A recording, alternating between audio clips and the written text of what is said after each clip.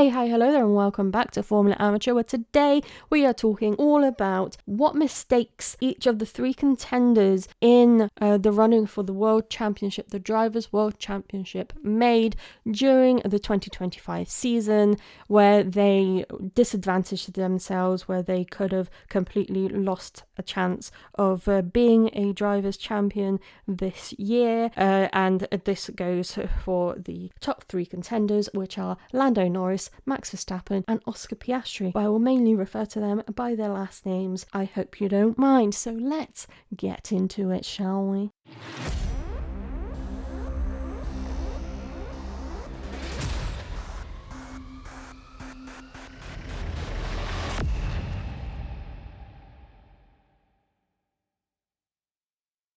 So let's start all the way back to the first race, and we are talking all about Australia, where unfortunately Piastri made a mistake which caused him to slide off track when he was following Lando Norris.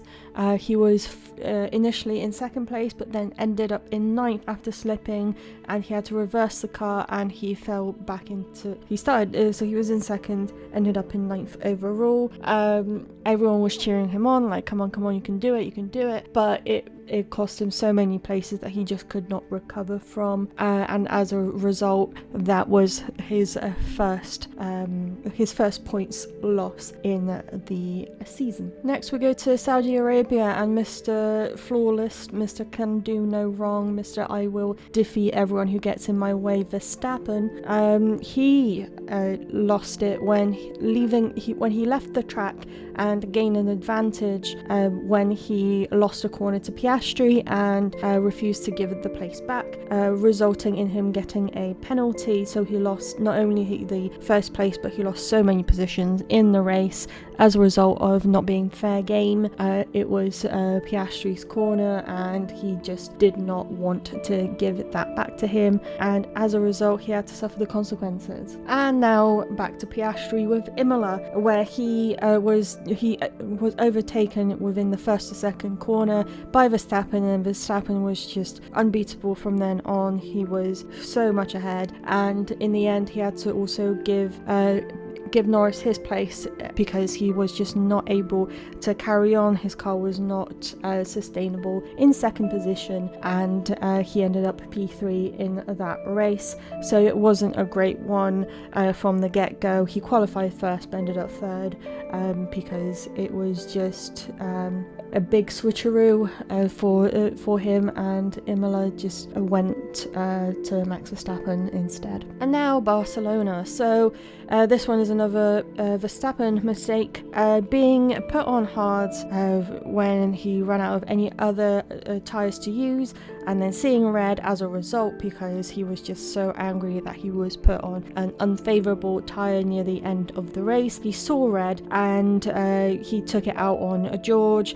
He was asked to give George back a place, which to prevent the stewards from giving him a penalty, because Red Bull were worried that he would be in trouble if he doesn't give the position back if it turns out that it was Russell's right to a corner. It turns out it wasn't, but they were just being precautious, which is fair enough. And when he tried to give the position back, he did not like how long it took for Russell to overtake him, and as a result he crashed straight into him and received a 10-second penalty, which ended up with him getting 1 point from that race because he finished in 10th. So he was not a happy bunny that day. And now let's start talking about Lando Norris, because he is also in the top three. He's actually currently leading. We are talking about Montreal now, where Norris attempted to overtake Piastri, but unfortunately he tried to do it from a gap where he thought was there, but it wasn't. This was on a long start-finish straight, and as a result, people could not go to the pits because he crashed into a wall, and this was very close to the end of the race as well, so he could have finished 5th, but he actually had a DNF, so that cost him so many points as a result. And people keep going back to it.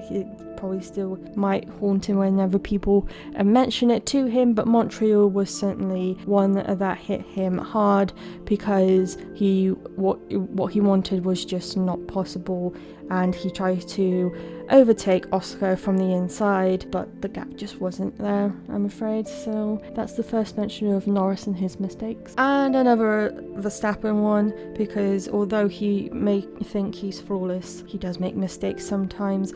And this was, although this was not his fault, but it still affected him. When he was crashed into by Antonelli, and as a result, because this was as well on the first lap in one of the very few first turns in Austria, it cost him the entire race. He wasn't angry with Antonelli because he's a rookie, but it was his first and only DNF of the season, and he was in the wrong place at the wrong time, and that cost him a whole load of points and took him out of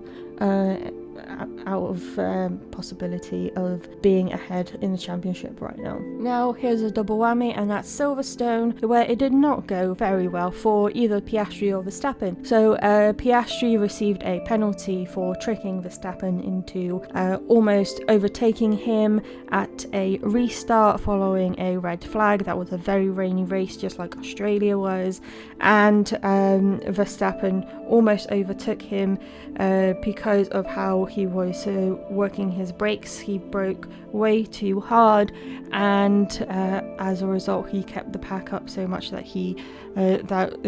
it almost made Verstappen go forward way too quickly, and cooled his tyres down so much that on the next few turns Verstappen actually slid off the track and lost several positions as a result, so it didn't come out favourably for Piastri, because he received a penalty, and Verstappen's penalty was the fact that he lost control for his car briefly and ended up not being in the top three. But who was in top three? It was still it was a McLaren 1-2 and Nico Hülkenberg with his first ever podium. Remember that, because it was an iconic moment in the history of Hülkenberg. And now let's talk about another Norris one, and this one is Zandvoort, where although it wasn't his fault, it did still cost him so many points because he was running third in Zandvoort, but unfortunately had a mechanical failure, which meant that he could not complete the race, which is why Isaac Hadjar got his podium, was because Norris could not complete the race. It was a bad race for Ferrari as well, but they're not in contention. So it was it was devastating. It was sudden, and you could see how broken that made him, because especially that it wasn't his fault. Like he's not one to blame anyone but himself for any mistake, but this one was clearly just a mechanical failure that cost him a lot of points. And now Monza, and this one would go to Piastri, and his mistake was listening to team orders, because Norris had a slow pit stop. That was the few weeks where it was just really bad pit stop after the other for only one driver, and it was usually Norris, and Piastri was asked to give his place back because of the slow pit stop to put Norris back into contention, remembering that a similar situation happened but the other way around in Hungary in 2024, where when Oscar had an issue. I believe he also had a slow pit stop, and Norris was asked to swap positions with him to recover that. So yeah, following team orders sometimes can be the downfall, and we will see that later on as well as we know of recent history. Right, so now it sort of feels like I'm just blaming Oscar for everything this year. I'm not. I mean, the guy was leading the championship for the longest time, so clearly he was doing a lot of things right, but these are just the very few mistakes each of them have done.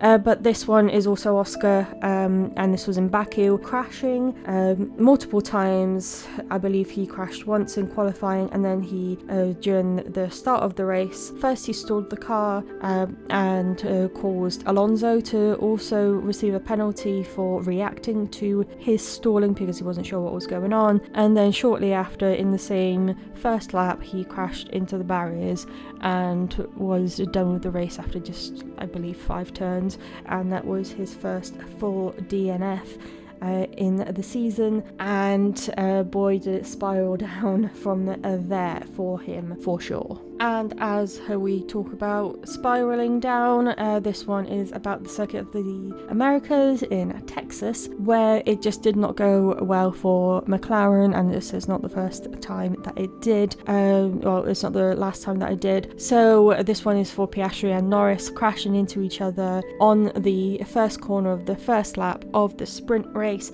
which cost them positions, it cost them points, and it meant that Max Verstappen dominated that entire weekend, and it just did not work very well for them from that point onwards. And it also affected the race of Hülkenberg and Alonso because they were all tied to that. It ended up with Alonso having to also DNF because he drove onto the debris of the cars that were hit, and Hülkenberg, I believe he couldn't recover much from the race, although he did finish it. It was just a whole spiral of issues, and it just did not bode well, although it was deemed a racing incident rather than penalising somebody, but apparently it was worked out that if anyone was to blame, it was Piastri, but it did cost both Piastri and Norris any potential points there. Now, Mexico was a strange one because this one, the only real issue was when Sainz had an issue with his car, and there was a mysterious yellow flag virtual safety car situation, but that no one's seen because it was never on the cameras, so everyone was very confused about it. But this one goes to Verstappen for slipping off track in the first corner, and then bickering back and forth with Leclerc, Russell and Hamilton on several occasions, mainly Russell having to complain a lot on his radio to his engineer, to complaining like, surely they cannot do this, he cannot get away with this. Leclerc, to the end of the race when they were going back and forth and it looked like he could overtake him, but due to Carlos exiting the race due to whatever issue he had at that point, and then the race resuming with like 1 lap left to go, it also affected Verstappen. He ended up finishing 3rd, where he would have probably preferred to finish 2nd. And also Hamilton, they were going back and forth all the time near the beginning of the race, which also allowed Behrman to just skirt away and be able to get a really high position, his highest position, which was in 4th. He ended up in. It was the tied highest position for a Haas driver ever, and he also broke the record for the most points scored consecutively, with 4 or 5 from a Haas driver. So it boded well for Behrman, but it was a toughie for Verstappen. Now, Brazil arguably was great for Verstappen, but it also wasn't. He did not win any races, the sprint or the main race. He finished in 3rd, well done him, but he did qualify, he qualified 16th in the race and started from the pit lane because his engine was just nearing its end. So he had to have that changed out because he was out. He exceeded the allocation.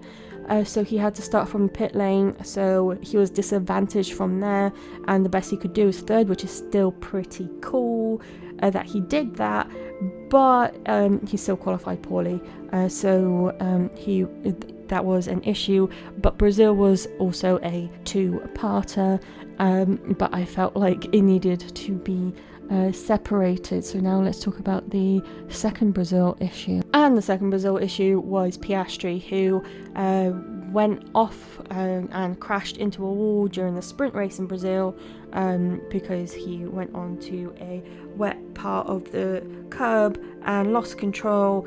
And at the same time, this also happened a few seconds later to Hülkenberg and also to Colapinto. So it was a train of crashes, and as a result he could not continue, and he lost points there as well. It was a weekend where it was actually Lando who dominated, but for the other two in contention, it was not as good as they would have wanted. And now we go to another double trouble, but this one is a McLaren one yet again, and that's the Las Vegas disqualification for Piastri and Norris because of excessive plank wear. They were disqualified, so that affected the points severely because Norris finished second in that race. And as a result, Antonelli was promoted to third, Russell was promoted to second. Everyone else apart from the McLaren boys went up in position, but it did not bode well for them because if it wasn't for that disqualification, Norris would have already been champion. So now we have to wait until we find out what happens with the finale on Sunday, which we'll be talking about on Monday. So yeah, it was a terrible start, but it's not the last time where McLaren caused a double trouble for their own drivers, and that's because Qatar happened. So that one was also affecting Piastri and Norris because they did not pit under the safety car after Hülkenberg DNF'd because he got into contact with Gasly. It was deemed that it was Gasly's fault, but it was deemed a racing incident, and it also affected his ability to get a good position because Gasly qualified 9th and he ended up very near the bottom in that race. And as a result of the boys not pitting on lap 7, they basically gifted Verstappen the win, and then all three were on 7 wins each, which I don't think left a great taste in anybody's mouths in the McLaren team. So that one was a very big boo-boo, and hopefully they will learn from their mistakes there to take advantage of safety cars when everyone else pits, especially in Qatar, where they decide to put a rule in place where you can only drive on a tyre for a cumulative amount of 25 laps, and this includes any usage during practice and qualifying and the sprint. So hopefully they will learn from their mistakes next time. But we are on the final weekend of racing. How are the scores looking before the race on Sunday? Well, going into Abu Dhabi, Norris is leading with 408 points, with Verstappen 12 points behind on 396, and Piastri a further 4 points behind in 392. And we will see how these results will change, who will be crowned world champion, and we will have a look at those results on Monday in the final race rundown of 2025, the Abu Dhabi race rundown. So hopefully I'll see you there for that. Thank you so much for listening to another episode of Formula Amateur. We'll see how this whole season concludes, but don't worry, there will be episodes out during the off season. I will make sure that I'm always here every Saturday, although I won't be here on Mondays, but I will be on this Monday to talk about the final race, so as I've been repeating, so don't worry about that. Please check out my lovely colleagues on the Be The Change Media Network. Check out BeTheChangeMediaNetwork.com for all of your wonderful podcasting needs. and I hope you have a lovely rest of your day. If you're watching the final race, I hope you enjoy it. I hope it goes the way you want it to go, and I hope it goes the way that I want it to go. Not to disclose how I want it to go, but I want it to go a certain way. And have a lovely weekend, and I'll see you on Monday. Goodbye.